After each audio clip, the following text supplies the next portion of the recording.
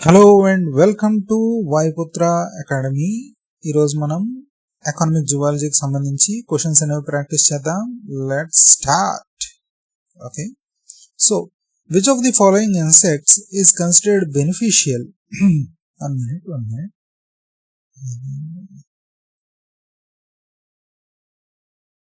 Right. So which of the following insects is considered beneficial due to its role in pollination and production of honey? So pollination కి సంబంధించి ఏవేవి insects అనేవి అవుతాయి? ఎనోఫిలస్ mosquito, ఇది pollination సంబంధమా? కాదు, ఇది ఎనోఫిలస్ అంటే మలేరియాకి సంబంధించింది. Okay, and Apis mellifera indica, ఇది వచ్చేసరికి బీ యొక్క సైంటిఫిక్ నేమ్, అదే మన తేనెటీగ. క్యులెక్స్ మస్కిటో, ఇది వచ్చేసరికి జపనీస్ ఎన్సెఫలైటిస్ కి సంబంధించిన ఒక వెక్టర్ అంటే ఒక ఏమంటారు దాన్ని, ఒక పరివాహకమా, I think it's a carrier of the disease. సేసే fly, it's used for the, it's a vector for the sleeping sickness. Okay, it's a vector for the sleeping sickness. So దీనికి ఆన్సర్ వచ్చేసరికి Apis mellifera. Bee అనేది తేనెటీగ మాత్రమే pollination కి వాటికి చేస్తుంది. So B is the right answer. And next one, Anopheles mosquito transmits Plasmodium causing malaria. మీరు ఎప్పుడు ఒకటి గుర్తుపెట్టుకోండి, ఎనోఫిలస్. ఓకే, ఎనోఫిలస్ సైంటిఫిక్ నేమ్ తో మొదలయ్యేది, మలేరియాకి ట్రాన్స్మిషన్ కి కారణం. అదే ఎయిడిస్ అని మొదలైంది అనుకోండి, అది వచ్చేసరికి డెంగ్యూ. వీటికి ఓకే ఫైలేరియా, వీటికి వచ్చేసరికి ఎయిడిస్. రెండు కూడా మస్కిటోసే, కానీ స్పీసీస్ ఎనోఫిలస్ వచ్చేసరికి మెయిన్ గా మలేరియాకి, ఎయిడిస్ వచ్చేసరికి డెంగ్యూ ఫైలేరియాకి ట్రాన్స్మిట్ అయ్యే వెక్టార్స్ కింద ఉపయోగపడుతూ ఉంటాయి. So Anopheles mosquito transmits Plasmodium causing malaria, నిజమే. Aedes aegypti is primary vector of the for filariasis, నిజమే. House fly acts as a mechanical vector for typhoid, నిజమే. శాండ్ ఫ్లై ట్రాన్స్మిట్స్ leishmaniasis, నిజమే. So all 1, 2, 3, 4 are the right answers. దీని నుంచి ఏవేవి diseases transmit చేస్తాయి, ఏవేవి careers అన్నది కూడా మనం తెలుసుకోవాల్సి వస్తూ ఉంటుంది, తెలుసుకోగలుగుతూ ఉంటాం ఈ క్వశ్చన్ ద్వారా. ఓకే, సో శాండ్ ఫ్లై అనేది leishmaniasis, హౌస్ ఫ్లై అనేది it's mechanical vector for typhoid. Okay, next one, match the following. Penaeus monodon అంటే టైగర్ ష్రింప్ అండి. టైగర్ ష్రింప్ కి మరొక నామకరణమే పీనియస్ మోనోడాన్. ఈ టైగర్ ష్రింప్ అనేది బ్రాక్ వాటర్ ఫిష్, అంటే సాల్ట్ వాటర్ లో బతుకుతూ ఉంటుంది. బ్రాక్ వాటర్ ష్రింప్. ఓకే, సో ఈ టైగర్ ష్రింప్ అని ఎందుకు అంటారంటే గనక, ష్రింప్ చూస్తే గనక ఆ ష్రింప్ పైన పులిలాగా బ్లాక్ అండ్ వైట్ చార్లు ఉంటూ ఉంటాయి దానిపైన. ఓకే, అంటే బ్లాక్ అండ్ వైట్ అని కాదు, బ్లాక్ చార్లు ఉంటూ ఉంటాయి. సో దాన్ని టైగర్ ష్రింప్ అన్నారు. సో పైగా ఈ పినియస్ మోనోడాన్ అనేది ఎక్కువగా ఎక్స్పోర్ట్ చేయడం జరుగుతూ ఉంటుంది, అది కూడా ఫ్రోజన్ ఫామ్ లో. So A is edible prawn export, A is 2. Next one, hilsa ilisha అంటే మన దగ్గర పులస చేప అంటూ ఉంటారు. ఓకే, హిల్సా ఇలిషా వచ్చేసరికి దీన్ని అనడ్రోమస్ ఫుడ్ ఫిష్ అని అంటారు.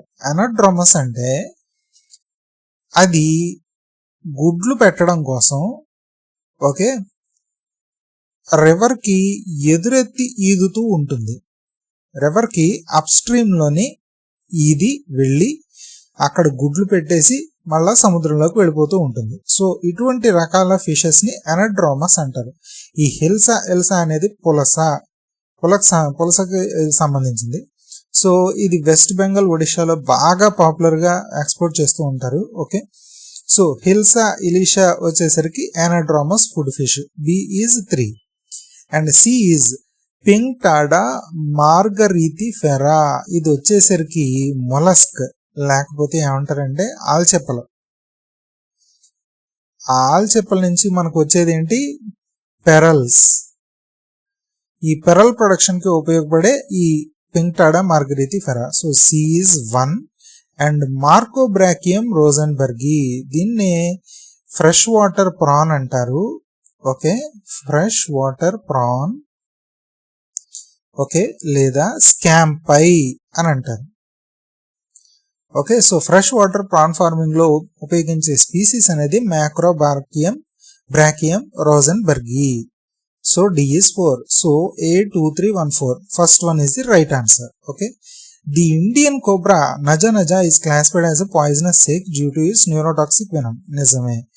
కోబ్రా గాని కామన్ క్రైటిక్ గాని అంటే కట్లపాము, ఈ రెండిటికి కూడా న్యూరోటాక్సిక్ వెనం అనేది ఉంటూ ఉంటుంది. All elapid snakes in India are non poisonous except for secrets. ఇది తప్పు. All elapid snakes are poisonous. All elapid snakes are poisonous. దాంట్లో సీక్రెట్స్ మహా పాయిజన్. ఈ వచ్చే స్నేక్స్ వచ్చేసరికి అవి ఏకంగా మయోటాక్సిక్, ఎక్కువగా టాక్సిన్స్ కలిగి ఉంటూ ఉంటాయి. అంటే మన మజిల్ని డ్యామేజ్ చేసి పెరాలసిస్ ఇటువంటి ఊపిరి పీల్చుకోకుండా ఉండేలాగా చేస్తూ ఉంటాయి. బట్ వాటి టాక్సిక్ అనేది మెయిన్ గా మజిల్ ని టార్గెట్ చేస్తూ ఉంటుంది. So A is true but R is false. Next one, which one of the following is not a characteristic feature of the beneficial insects in economic zoology? Production of silk, ఇది బెనిఫిషియలే. Pollination by butterflies, ఇది బెనిఫిషియలే. Crop damage by aphids, ఇది మాత్రం beneficial కాదు. Lakh production, lakh అంటే షెన్ ల్యాక్ అని మీరు బయట market లో చూస్తూ ఉంటారు కదా, ఒక్కోసారి ఒడ్డు వారిని చేయడానికి వేస్తూ ఉంటే చక్కగా షైన్ కోటింగ్ అనేది వస్తూ ఉంటుంది.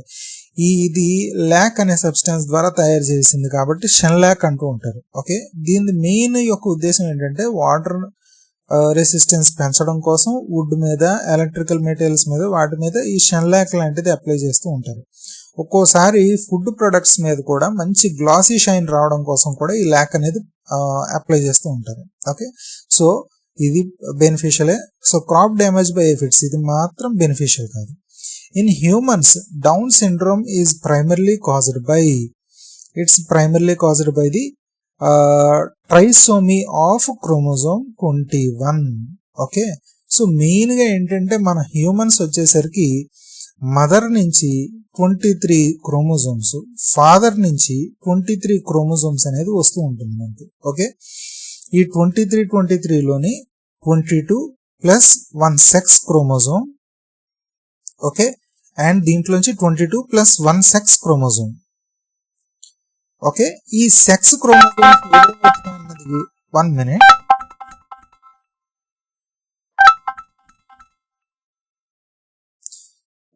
సారీ, కొంచెం డిస్టర్బ్ అయింది మధ్యలోని. సో మెయిన్ గా వచ్చేసరికి మేల్ మన మదర్ దగ్గర నుంచి 23 క్రోమోజోమ్స్, ఫీమేల్ ఫాదర్ దగ్గర నుంచి 23 క్రోమోజోమ్స్ అనేది వస్తూ ఉంటాయి. దీంట్లోని 22 ప్లస్ 1 ఒక సెక్స్ క్రోమోజోమ్, 22 ప్లస్ 1 ఒక సెక్స్ క్రోమోజోమ్, అంటే మదర్ నుంచి ఒక సెక్స్ క్రోమోజోమ్, ఫాదర్ నుంచి ఒక సెక్స్ క్రోమోజోమ్ అనేది వస్తూ ఉంటుంది. ఓకే, సో మదర్ వచ్చేసరికి ఎప్పుడు కూడా ఆవిడ దగ్గర ఉండేవి 2 సెక్స్ క్రోమోజోమ్స్ XX ఉంటాయి. ఫాదర్ దగ్గర వచ్చేసరికి X అండ్ Y ఉంటాయి. ఓకే, సో మనకి వచ్చేసరికి సపోజ్ మదర్ నుంచి ఒక X వచ్చింది, ఫాదర్ నుంచి ఒక X వస్తే మీరు ఫీమేల్ కింద పుడతారు, డాటర్. అదే మదర్ నుంచి X వచ్చింది, ఫాదర్ నుంచి Y వచ్చింది అనుకోండి, మీరు సన్ కింద పడతారు. ఓకే, సో మీకు ఫాదర్ నుంచి ఏమొచ్చింది అన్నది ఒకటే, దాన్ని బట్టే మీరు ఫీమేలా సన్నా అన్న దాన్ని బట్టే అర్థం అవుతుంది. మదర్ దగ్గర ఎప్పుడు కూడా X క్రోమోజోమ్స్ మాత్రమే ఉంటాయి. సో మన దగ్గర వచ్చేసరికి ప్రతి నార్మల్ మనిషి శరీరంలోనే 46 క్రోమోజోమ్స్ మాత్రం ఉంటాయి.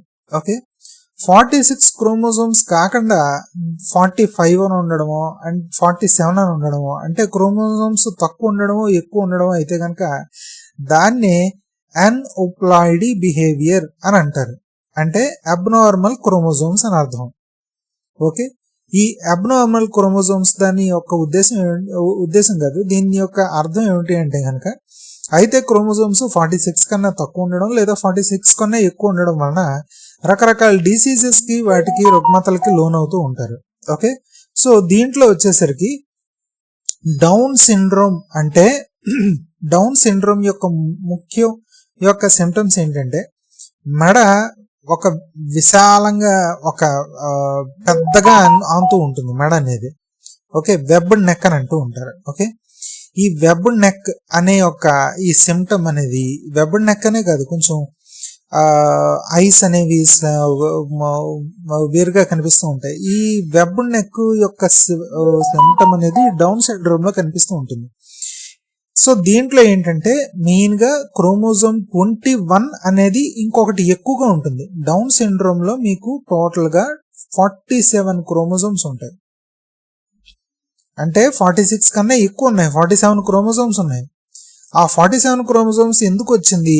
Extra chromosome 21.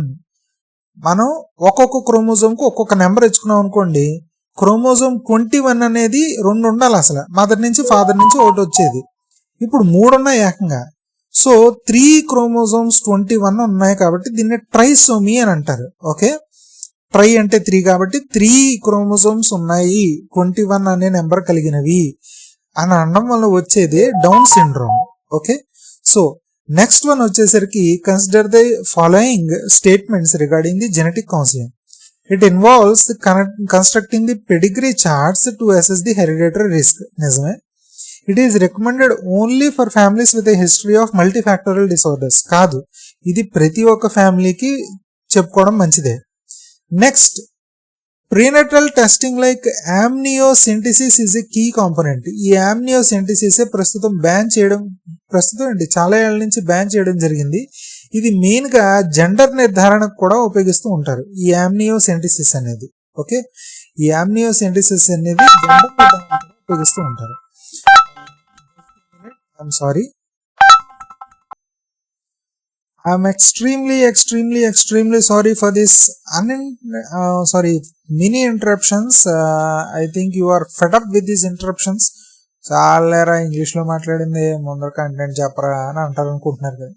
Yes, I think మీరు ఆ ఫీలింగ్ లో ఉండడం I deserve such things. Okay, so prenatal testing లోని ఆమ్నియోసెంటిసిస్ అని ఏదైతే ఉందో ఇది జెండర్ బేస్డ్ డిటర్మినేషన్ కి ఉపయోగపడుతూ ఉంటుంది. ఓకే, ఈ జెండర్ బేస్డ్ డిటర్మినేషన్ కి ఉపయోగపడేదాన్ని బ్యాన్ చేయడం జరిగింది. పుట్టేది మగబిడ్డ ఆడబిడ్డ తెలుసుకుని ఆడబిడ్డ అయితే అబార్షన్ చేయడం, ఇటువంటిదన్నీ కూడా ఈ ప్రీనేటల్ టెస్టింగ్ లోనే ఉండే ఆమ్నియోసెంటిసిస్ అనే దాని ద్వారా చేసేవారు. Okay, so it helps in deciding options like adoption or therapeutic abortion. ఇది జెనెటిక్ కౌన్సిలింగ్ లోని. Okay, right. So 1, 3, 4 are the right answers. Second one, ఇది కేవలం మల్టీఫ్యాక్టరల్ డిజార్డర్స్ ఉన్న హిస్టరీ ఉన్న ఫ్యామిలీస్ కే కాదు, ప్రతి ఒక్కరికి కూడా జెనెటిక్ కౌన్సిలింగ్ అనేది సజెస్టెడ్ అని చెప్తూ ఉంటారు. Which of the following venomous animals injects the venom through modified legs known as forcipules. ఈ ఫార్క్యూపైల్స్ ఉండేది ఎప్పుడు కూడా సెంటిపీడ్ అండి. సెంటిపీడ్ అదే మనం అంటాం కదా జెర్రీ అని, అదే ఆ సెంటిపీడ్ వచ్చేసరికి దానికి ఈ ఫార్క్యూపైల్స్ అనే ఒక లెగ్స్ ఉంటాయి. అంటే బాడీ ఉన్నాయి, బాడీలోని ఫస్ట్ సెట్ ఆఫ్ లెగ్స్ వదిలేస్తే తర్వాత సెట్ ఆఫ్ లెగ్స్ ఏవైతే ఉంటాయో వాటిలో ఉండే దాంట్లో పాయిజన్ ఉంటూ ఉంటుంది. ఇది కుట్టిన వెంటనే ఆ విషం అనేది ఇంజెక్ట్ చేస్తూ ఉంటుంది ఈ ఫార్క్యూపైల్స్ ద్వారా, దాని కాళ్ళ దగ్గర ఉన్న వాటి ద్వారా. In DNA finger print for forensic investigation the technique primarily used to amplify specific DNA reason is known as polymerase chain reaction అండి. పాలిమరేజ్ చైన్ రియాక్షన్ మన కరోనా కోవిడ్ టైంలోని బాగా జరిగింది, బాగా గుర్తుంది కదండి. అయ్యో ఎలా మర్చిపోతామండి. పీసీఆర్ చైన్ రియాక్షన్ దాని గురించి ఎన్ని అయ్యాయండి. మన ఆధార్ కార్డులు తీసుకున్నారు, మనకి పీసీఆర్ టెస్ట్ చేశారు, అవి ఏమయ్యాయో ఏంటో తెలియదు. బట్ 2 days లో మనకి రిజల్ట్స్ అనేవి వచ్చేస్తూ ఉండేవి, కరోనా పాజిటివ్ నెగిటివ్ అనేది. నేజల్ స్వాబ్ టెస్ట్ అనేది చేస్తూ